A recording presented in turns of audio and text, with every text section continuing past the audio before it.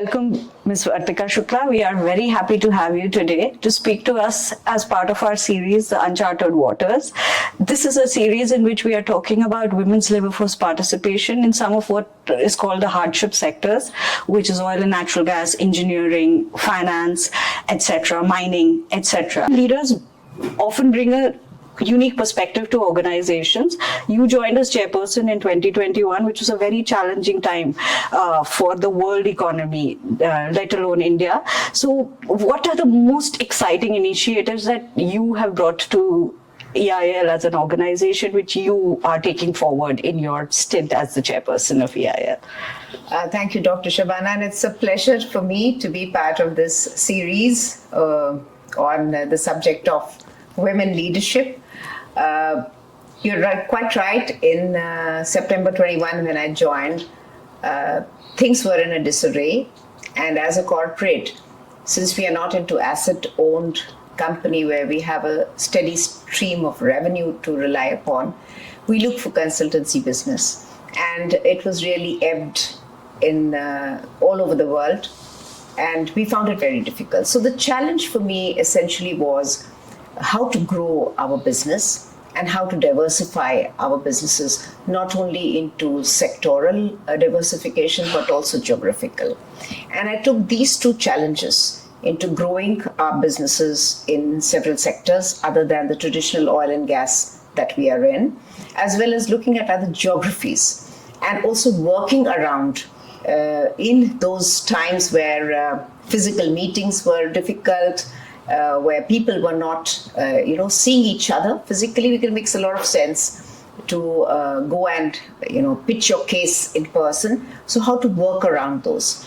The second element of challenge, and something which I am very emotionally and otherwise connected to, is how to grow our company into a more digital and a company which has huge operational excellence. Because since we are working in competitive environment in domestic and international market, how we actually win the bids is the first step of growing business. So how to bring in operational excellence into the processes of the company. That was my other, bucket of objectives and bucket of challenges.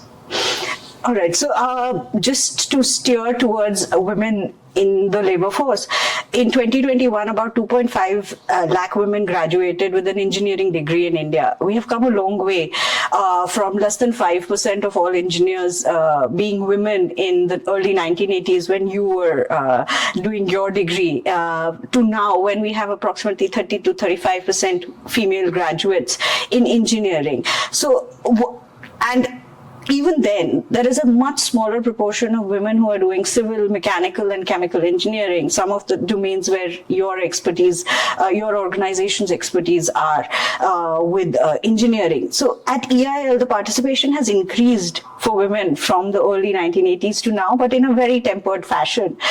Some of it is obviously a supply side constraint. But what are the changes that the organization and the women workers that you have hired over the years have had, or you have seen or perceived in this 4 decades of women's labor force participation that we are talking about now? And follow up any industrial processes where women are underrepresented even now in the space of your work, and what are some of the things that we can do to move this forward? Sure. You're quite right. In fact, in not even 5%, we were almost just about 2% of the whole class when I did my graduation. And it has come a long way. A minimum of 20% intake into the engineering courses is what girls are at present. In our organization, we have something like 13% women. And that is because the older of us are less in percentage, but the younger ones about 20% intake that we have, which is commensurate to the women and girls who actually go in for studying engineering. The challenge essentially is, of course, the supply side, which is in itself if you compare with the medical field, or you compare with financial services, or you compare with legal services, it's more balanced in terms of gender,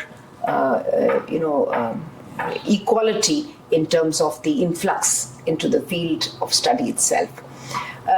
There are challenges, particularly in the sector that we work in.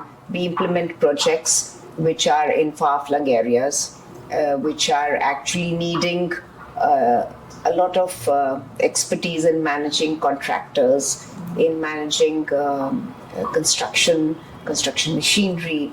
So it's itself a little hard as in terms that we can put it. But there are examples of our own departments like construction, where we have women, and we have recently started separate recruitment for the construction division, where we have allocated and we encourage women to come in and participate into the intake process. And we have also now women who are leading from front some of our construction workforce in various sites. We also send all our women employees to sites to get them exposure, because engineering is a field which is constantly needing their perception of what they designed on the table versus what is implemented at site. And so the feedback mechanism as to what they did and how they can improve themselves only come when they're exposed to those conditions. So we have projects which range from capex investments, which we construct, to something like $19 billion, to even smaller projects. And they are very extensive and very complex in itself, with multiple stakeholders, multiple suppliers, contractors working on it. So this kind of complexity can only come when they're exposed. So we make it a point that our women are actually, while in their normal process of working, also are exposed. Over the years, our endeavor as an organization, and my endeavor has been to look for women, groom them, and put them in leadership roles, like heads of department. And today we have almost 4 departments, very crucial departments, wherein women are playing a very, very important role. Even in the committees that we have, because we keep innovative, keep changing our processes and procedures, keep modernizing ourselves. Although we are a Government of India company, but there is a lot of leverage that the government has provided in terms of procurement, in terms of policies for project implementation. I make sure that we have at least one woman onto those committees to get a diverse view also, but also to expose them. And it is only the exposure that actually brings out the best in people. That is my belief. So the more and more we expose our women employees, which is a hallmark of EIL, we have in all fields, we have seen that there is no difference in terms of performance between both the genders. So we cherish that ecosystem, cherish that culture, and as EILians we are committed, and I'm personally committed to building it and growing it further. So there has been an increased focus on women in STEM, and as the head of one of the organizations which is going to hire some of these women once they come finish their degrees, you just mentioned some of the initiatives about how you are trying to recruit specifically for certain divisions where traditionally women have not participated. Would you like to elaborate on some of the policy recommendations for other organizations, for women leaders or for leaders, to how they can boost labor force participation of women in what we call the formal unchartered sectors? In fact, I would compliment some of my sister companies. Since we are a consultancy company, we don't have plants, but some of our sister organizations have the whole plant which is operated by women. Indian Oil, for one, they have a whole plant which is manned and operated by women. So in a couple of their refineries. So this is something which is path-breaking. And there were laws. There were state laws which did not permit women to be at site as an operator. There were state laws which did not permit women to work in the night because plants run 24/7. So these are all changes which have happened. Organizations who have actually made inroads into the setup of regulatory to actually allow these changes to happen. So it's a very, very positive and very encouraging move from the end of the corporates to actually involve women into a more, kind of leading from front role, and not also leaving any role which is traditionally a man's role not to be performed by women, because that's important to do. Why I'm saying it's important to do is that unless you break barriers only when you have role models, you have examples, only then barriers are broken. And these women stand apart in actually creating those role models for our youngsters. In fact, when you see the ask of the youngsters, it's huge. And that is going to make a whole lot of difference in times to come. Today, when we sit on discussion tables, we have agendas to discuss for governance, for board. We don't find any difference in terms of the inputs that we get from both the genders, from women in both the genders. And even the menfolk also do not hesitate in adopting those suggestions also. So that conduciveness of environment is definitely an enabler, but there is a lot more we can do besides changing these regulatory to allow women to work on shop floor, allowing women to work in field, in manning equipments, in working in night shifts. This has to be done consciously, I would say. And that actually consciousness is very much there in at least the public sectors wherein I'm associated with.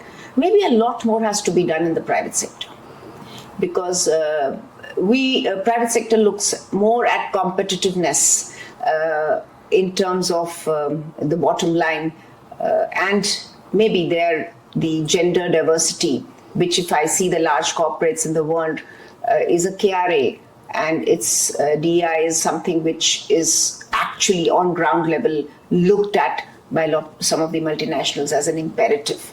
That kind of consciousness and ingraining that into a lot of other companies, I don't know how regulatory can help that, but it is the shareholders, the stakeholders who actually make a difference to steer such things into a larger scale, much wider in all corporates.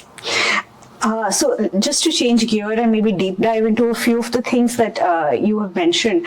So the one thing is that when we talk about women in the workforce, we are fortunate enough in today's day and age to have the privilege of having had a lot more women participating through the 1980s and 1990s. You spoke about sending women into the fields and on international locations as well. And of course, we know now this is a standard practice. A lot of organizations do it. Women do travel. But this was obviously one of the big hindrances to participation in our uncharted waters for women earlier. So from your viewpoint or from your vantage point today, but also being part of this journey of enabling women to reach a space where today field or travel is not a constraint to participation as much as it used to be. How do you think, can you maybe think of some of the key things where organizations have evolved, where some key processes which maybe have come into place, consciously, not consciously, where the organization has been able to enable this journey over the time? And the idea of asking the question is because we've in somewhat finished stage one, where we're at like 20 to 30% participation. How do we move to stage two, which is going to move to equality? So those conscious and subconscious decisions that organizations have taken to get us to stage one. Correct. I truly believe, I say, why do you fix a number? It should be 50-50. There is nothing short of that. And we need to reach that journey. And it is a milestone that we have achieved and miles more to go. You're quite right. I mean, in earlier years, personally, when I used to travel, it was the trust of my my superior who was a huge enabler, who were huge enablers to actually give me that exposure and space. And believe me, I've traveled to places alone which were unheard of, the interior of Turkey or interior of Egypt, which I do not know how I did it at that time, but looking back, I think it was very exciting, although you had to keep your eyes, ears, everything open, on your alert all the time. Today, world is more connected. We are having a lot of immediate responses to needs, which is from corporates, organization of travel, organization of pickup, drop, safety of women in many places is also very not only needed but also looked at by corporate. Now, the work that we do always takes us in places which are difficult. If we talk of some of the other sectors, it may not be true. But let's say we are traveling in the interior of the UAE or in interior of Saudi, because that's where the oil are, that's where the business lies. So these are all things which have become much simpler now over the years on both sides, from the global aspect also, where they accept and they kind of allow these dialogues to happen, and from our end also. So how I would like to put it is that from the perspective of a corporate, a superior or a boss always looks for people who volunteer, who come forward. That person, he or she, never sees whether it's a woman or a man.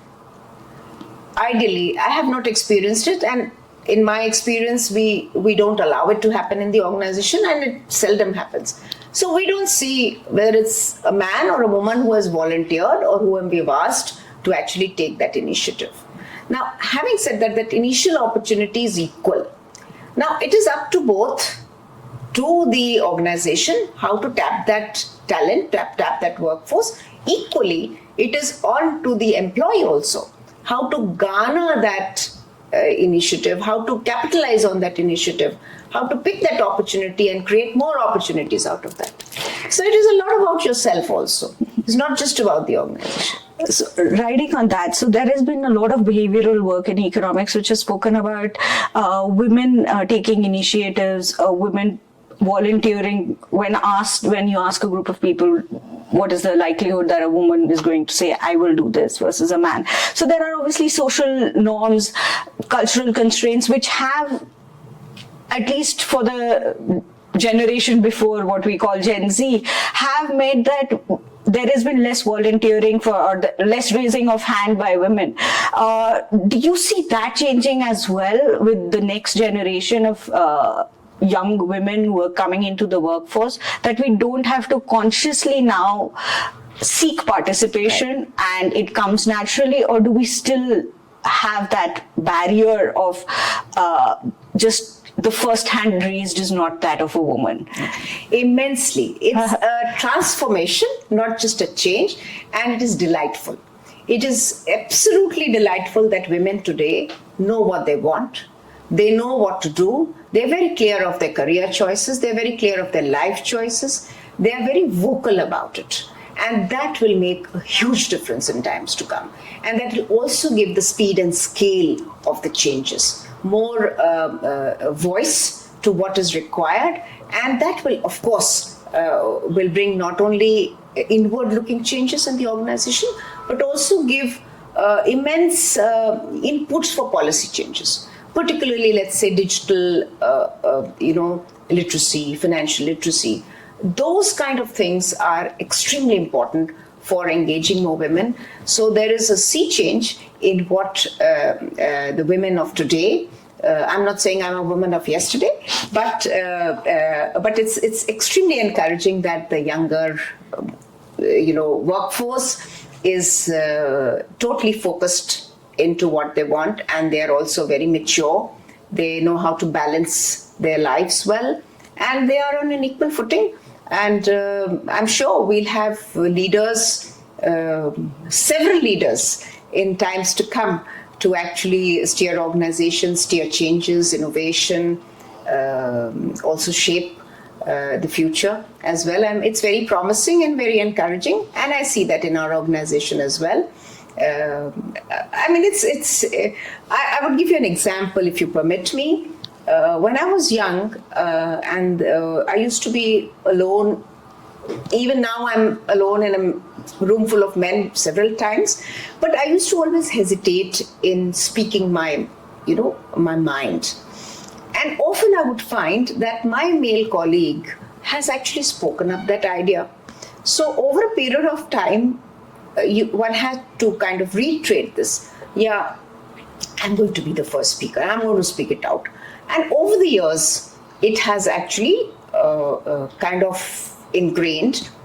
That's a long journey, a separate story. But today I find if you look at the facial expression of women in a dialogue, in a conversation, they're eager. And all you need to do is just tap that talent and they will speak up. And on their own also they so there is a lot of change in the environment, lot of change in women themselves. It's a very, very promising, change or promising, very upward gradation of a lot of factors, and it bodes very well for the careers of women in future. So just to close this discussion in a positive light, we've had a very positive discussion, but India is trying very hard to become the third largest economy in the world, and it's not going to happen unless we get to more gender parity. Women have to be participating more equally in all economic activity, and with our uncharted sectors, which one organization you are leading, as a female leader, how can we navigate the constraints to bring more women to the workforce? So from the top down, we have had policy initiatives which have spoken about women on boards, and we have initiatives which are talking about more participation of women. Certain X number of women have to be part of the workforce. But these are all regulatory changes. These have been done in other countries across the world, and some have been successful, some have not been successful in breaking the glass ceiling. What is your perspective on how we can take this forward from regulations, from having more women joining the workforce? Now our next concerns are going to be women quitting the work for other reasons, care being one of the reasons which has been stated internationally and in Indian context as well. So in that domain, with uncharted sectors, it's going to be some of the places where they're going to which is going to be hit harder than others when women in the mid-career decide to drop out of the workforce. So going forward with the target of one of the largest economies in the world, what do you think what is that we need to make sure that we do correctly, or make sure we keep an eye out on, to make sure that we don't reach a stage where we have our women who have joined the workforce quitting or not being able to break that glass ceiling which has existed for other corporate sectors, other leaderships, other organizations, other countries? Sure. So let me put it in two parts. One is, as an economy, we have a large women workforce in unorganized sectors, in the rural areas, in a lot of work which is obviously unaccounted for when you look at their women contribution into the economy.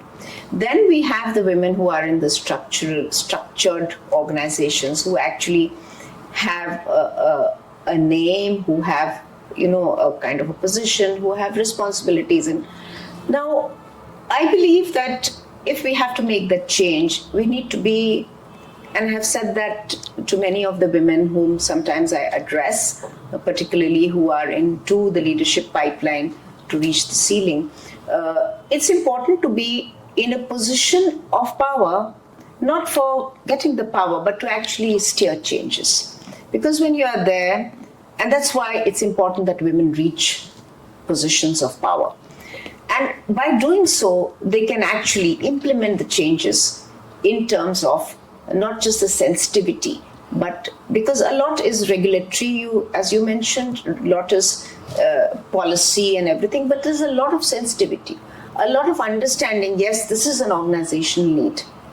But when you look at that position, there are also other things one can do. Like, for example, we have CSR activities, wherein we look at supporting only women-centric skilling, women-centric development, where we make sure that through our organization, we give them the means and wherewithal to earn their own living, giving them literacy in terms of how they manage their finances. Today we are almost every day, 1/3 of our population actually does UPI transactions, which is a huge number. If you see globally, we are the best in terms of the number, but it has huge potential. And it is through these programs that as a corporate, we consciously conduct for women, which actually changes the shape of at least those that we can impact, where we can make a difference. Similarly, on health, we also run programs where we focus women's health. The female child.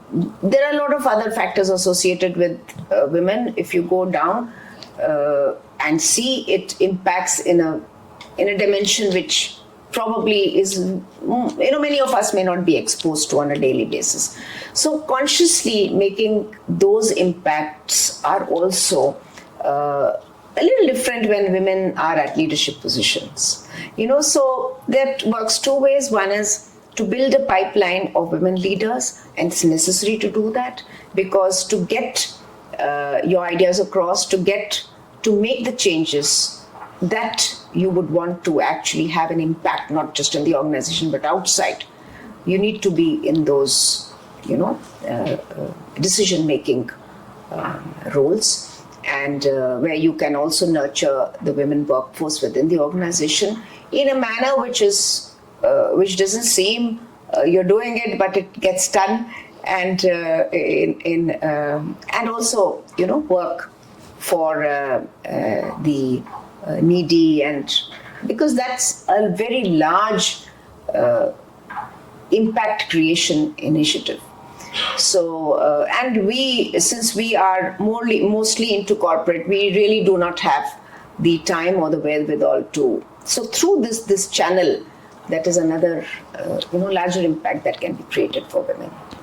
Thank you so much. Thank you so much for talking to us. And of course, as an inspiring leader, we continue to be impressed with the work and the skills that you bring to the table with us. Thank you so much. Thank you so much. I equally am delighted and very happy to be with you. Thank you. And wish all the women the very best for the future. Thank you. Thank you.